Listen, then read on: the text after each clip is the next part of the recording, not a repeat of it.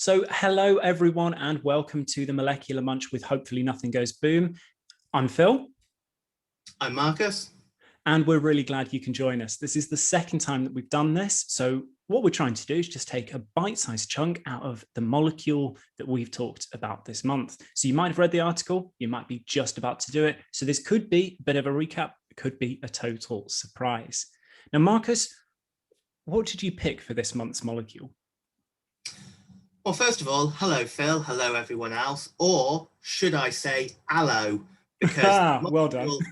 I have been talking about or writing about this month is aluminium oxide, which, of course, in its very basic form, has the chemical formula ALO, hence aloe.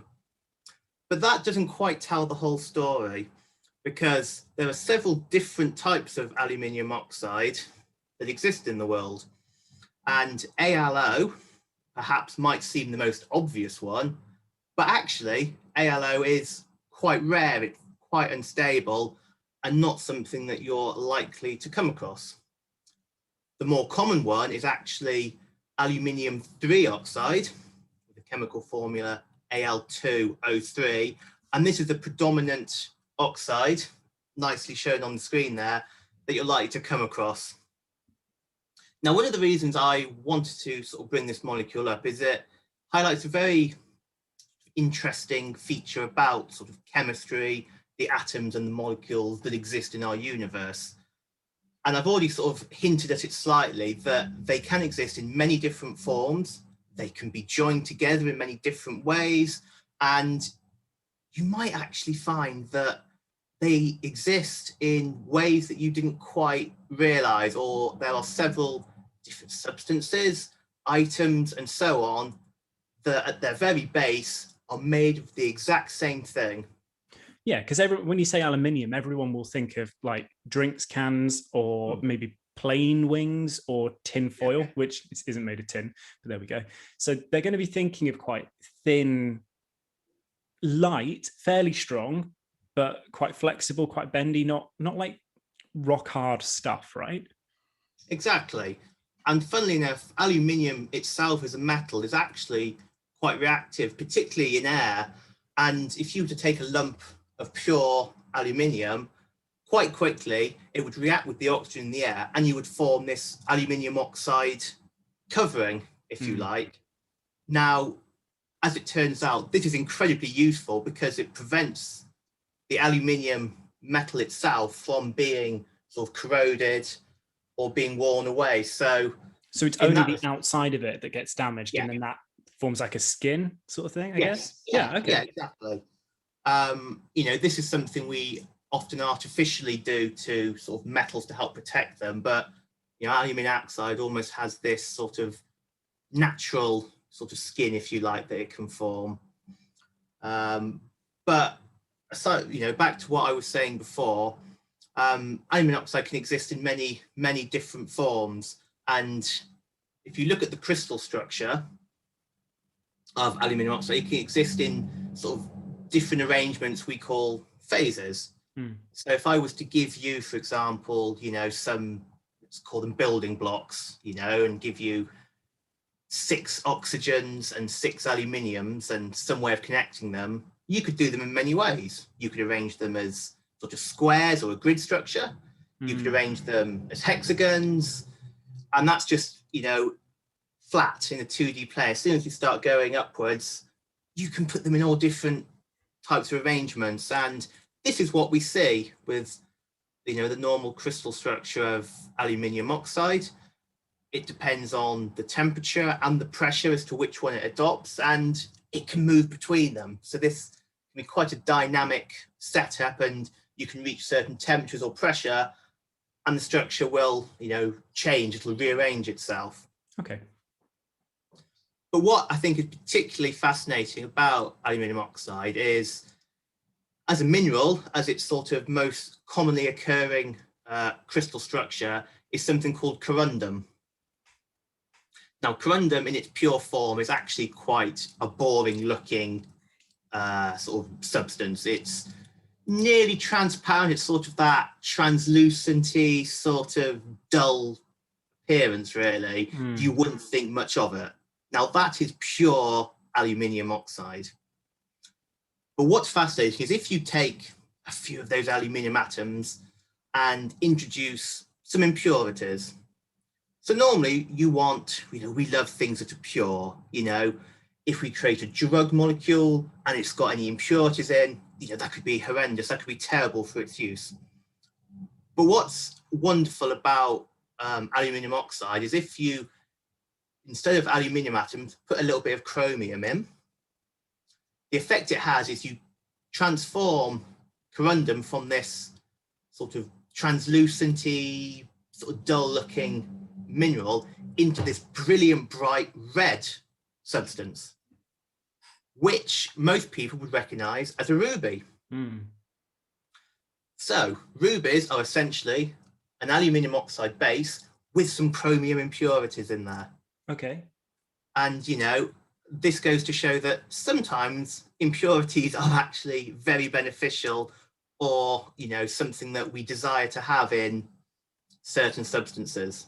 I'll remember that next time I'm accused of having a messy desk or something, that these are just impurities that I'm trying to improve the crystal structure. Very much so. Yeah, okay, thanks. But even better than that is, okay, let's go back to our corundum, our sort of base aluminium oxide. Again, if we introduce some impurities, so maybe a little bit of titanium, a little bit of iron, maybe even one or two other metals. Can anyone guess where this is going? Is we get a brilliant blue substance, a sapphire. And what I hope everyone appreciates and is wowed about is that sapphires and rubies, at its very simple level, are both just aluminium oxide, with slightly different impurities in each case. So we've got chromium for ruby, chromium up there, and then maybe some titanium, some iron, things like that in the sapphire. And of course, we, if I was to say to most people, describe or draw a ruby, they're always drawn at this very sort of deep, brilliant blue. But the truth is, depending on the levels of the impurities in there, the color can vary slightly, maybe go a little bit more bluey green, maybe go a little bit lighter blue. It's all to do with that sort of amount of impurities in there, amongst other things.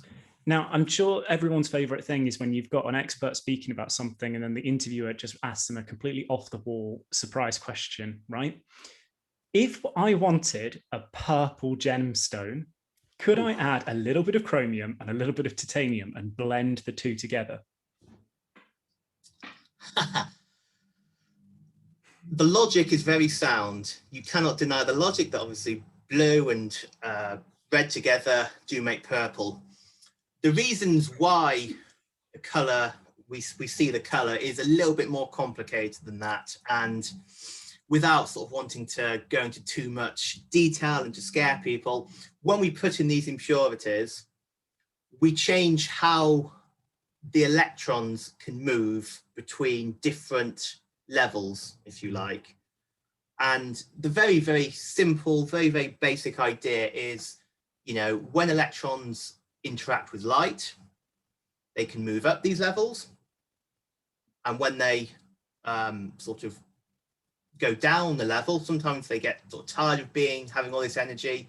As they go down, they release this light, which is what we see as sort of red or blue, or sometimes we don't see it at all because it's in the ultraviolet range.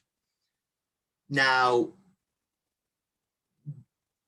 the way these levels change depends on the type of metal you use, depends on how the structure of the actual crystal itself transforms. So yes, on a very logical level, you might think a little bit of chromium, a little bit of titanium, you would get purple.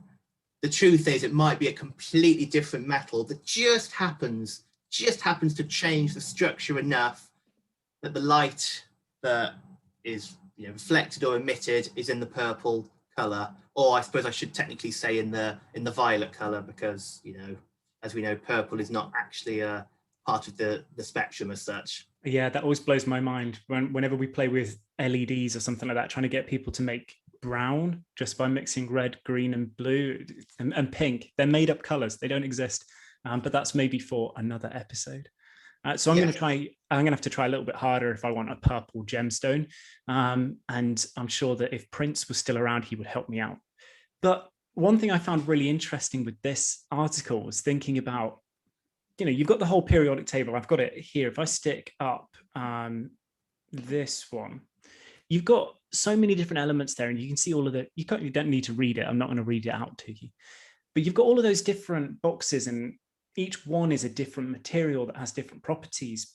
So we've got a lot of choice. But then one thing you got me to do, Marcus, was to put together a different periodic table. You take out anything that's man-made, so really difficult to make a lot of it, and anything that's radioactive, so you don't really want them hanging around in your wedding ring for long, certainly. And you've only got 80 or so left. Now, a lot of those are gases. And again, you're not really going to be making a nice ring out of a gas, certainly not one that you're going to keep for long. So we end up with far fewer choices of materials and metals to choose from to make hard materials that are going to last and stuff like that. So the thought of, it's not just the element, but what you do with it and what structure it's in and what impurities are there and how you mix the things together. That's the real secret to how we end up with so many different materials around us in the world, isn't it? Absolutely. And I mean, I guess 2 points really. You sort of touched upon the different metals and their hardness and that, but one of the most hardest substances we have is diamond, and that's just carbon. That's just carbon. But talking of carbon, a lot of the sort of biological world we live in, you look at things even such as DNA, proteins and that, the vast majority of that is really composed of just carbon, hydrogen, maybe a bit of oxygen, and occasionally some nitrogen. Those, periodic table with, nearly 120 elements, and, those four, one could even argue just carbon, hydrogen, and oxygen, make up a vast amount of the different molecules, the different substances. In many respects, you could argue almost life, in our universe. And 80 of those probably do have a wide range of uses, but I could probably even make that much smaller. Absolutely. So it's not, you don't need all of them. It's the way that you put them together and the order that they're in and how we stack them and what angles they're at and how many bonds they've got and all of those kinds of things. That's how we make so many molecules, which is why we're not going to run out of molecules to talk about each month. I think that's everything that we are going to talk about for alumina or rubies and sapphires for this month. But I really hope that you will join us again next month. Marcus, you're not revealing any spoilers about what next month's molecule is going to be, are you? No, but it'll definitely involve some of the 118 elements that are on the periodic table. That I can promise. Well, that narrows it down, doesn't it? Well, thank you so much, Marcus. Thank you to everyone for watching at home, and we hope you will join us again. Take care, everyone. Bye. Bye.